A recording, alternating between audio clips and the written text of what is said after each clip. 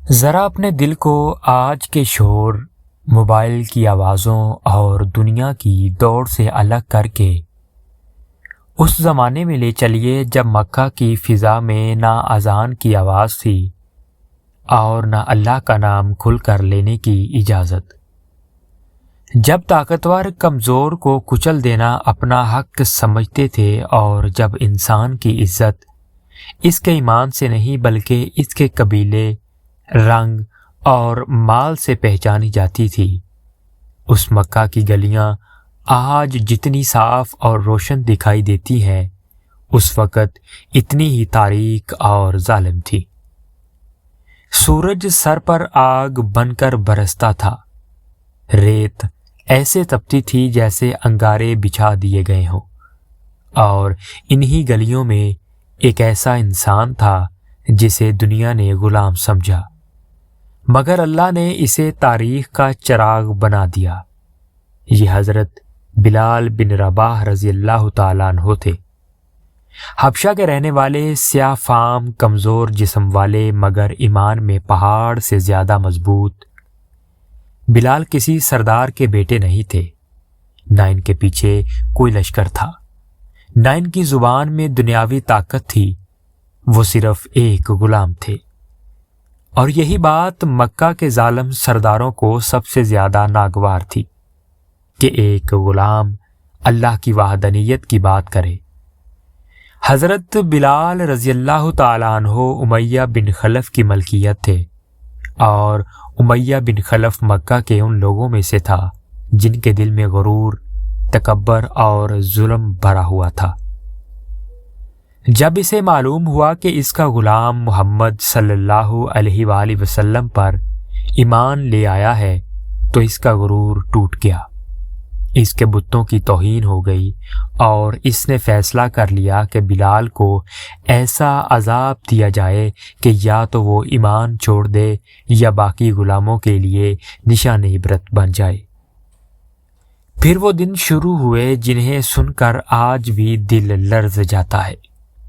دوپہر کا وقت چنا جاتا، جب سورج عین سر پر ہوتا، بلال کو مکہ کی گلیوں میں گھسیٹ کر باہر لایا جاتا، ان کے کپڑے اتار دیے جاتے اور انہیں تپتی ہوئی ریت پر لٹا دیا جاتا، ان کے سینے پر بھاری پتھر رکھ دیا جاتا، اتنا بھاری کہ سانس رکنے لگتی، پسلیاں دبنے لگتی، جسم چیخ اٹھتا مگر زبان خاموش نہ ہوتی۔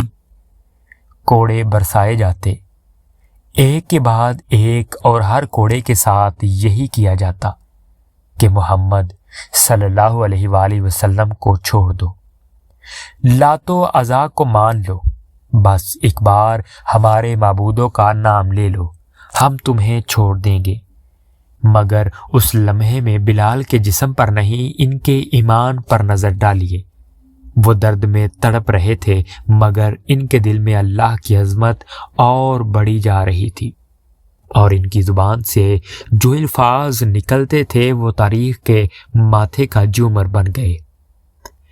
احد احد، ایک اللہ، صرف ایک اللہ۔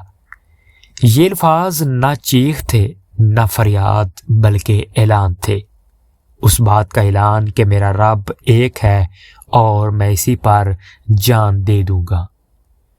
ظلم کرنے والے سمجھے کہ یہ عذاب چند دنوں میں سے اس غلام کو توڑ دے گا، مگر وہ یہ نہ سمجھ سکے کہ ایمان جب دل میں اتر جائے تو جسم ٹوٹ سکتا ہے، روح نہیں۔ معزز سامعین، دن گزرتے گئے، یہ ظلم روز کا معمول بن گیا۔ کبھی بلال کو دھوپ میں گھسیٹا جاتا، کبھی پتھروں پر لٹایا جاتا، کبھی لوگوں کو جمع کر کے تماشا بنایا جاتا، مگر ہر بار ہر اذیت کے بعد وہی آواز گونجتی، احد احد، گویا بلال اپنے عمل سے یہ کہہ رہے ہوں کہ تم مجھے مار سکتے ہو، ذلیل کر سکتے ہو، مگر میرے رب کو میرے دل سے نہیں نکال سکتے۔ یہ خبر رسول اللہ صلی اللہ علیہ وآلہ وسلم تک پہنچی تو آپ صلی اللہ علیہ وآلہ وسلم کا دل غم سے بھر گیا، آپ کی آنکھوں میں آنسو آ گئے اور آپ نے فرمایا کہ صبر کرو بلال، تمہارے لیے جنت ہے۔ نبی کے یہ الفاظ بلال کے لیے اس اذیت میں ٹھنڈے پانی کی طرح تھے۔ ادھر مکہ میں ظلم جاری رہا، مگر اللہ نے اپنی مدد کا فیصلہ فرما لیا۔ حضرت ابوبکر صدیق وہاں سے گزرے۔ انہوں نے بلال کو اس حال میں دیکھا کہ جان لبوں پر تھی، جسم زخموں سے بھرا ہوا تھا۔ دل بھر آیا، آنکھوں سے آنسو نکل آئے، اور انہوں نے امیہ سے کہا، اس غلام کو میرے ہاتھ بیچ دو۔ امیہ نے تنزیہ ہنسی کے ساتھ کہا کہ یہ تو بیکار ہو چکا ہے، اس پر میں نے بہت خرچ کر دیا ہے۔ مگر حضرت ابوبکر نے کوئی بحث نہیں کی، قیمت ادا کی اور کہا کہ آج سے بلال آزاد ہے۔ وہ لمحہ جب غلامی کی زنجیریں ٹوٹیں، مگر حقیقت یہ ہے کہ بلال تو اس دن آزاد ہو گئے تھے جب انہوں نے دل میں اللہ کو ایک مان لیا تھا۔ پھر ہجرت کا وقت آیا، مسلمان مدینہ کی طرف روانہ ہوئے۔ مدینہ میں اسلام کو وہ طاقت ملی جس کا تصور مکہ کے سرداروں نے کبھی نہیں کیا تھا۔ وہی بلال جنہیں مکہ کی گلیوں میں گھسیٹا گیا تھا، آج رسول اللہ صلی اللہ علیہ وآلہ وسلم کے قریب تھے، اور ایک دن نبی صلی اللہ علیہ وآلہ وسلم نے ان سے فرمایا، بلال اذان دو۔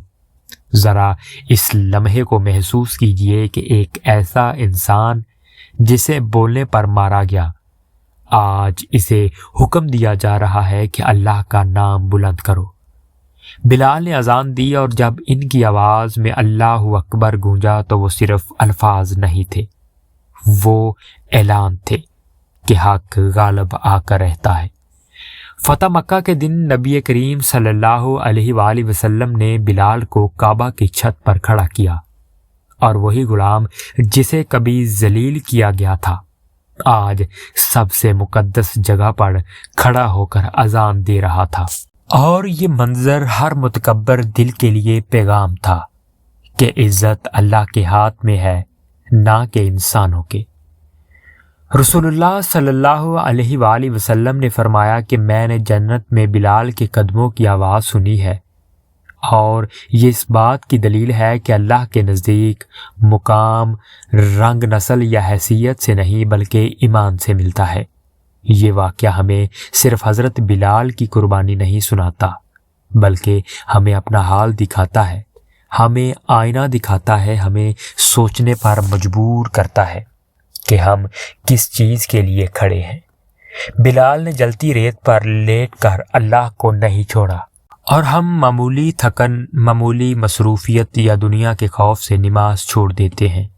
بلال نے کوڑوں کے سائے میں عہد کہا، اور ہم آرام کے سائے میں اللہ کو بھول جاتے ہیں۔ یہ بیان صرف سننے کے لیے نہیں، یہ اپنے دل سے سوال کرنے کے لیے ہے کہ اگر آج ہم بلال کی جگہ ہوتے تو کیا ہم بھی عہد کہہ پاتے؟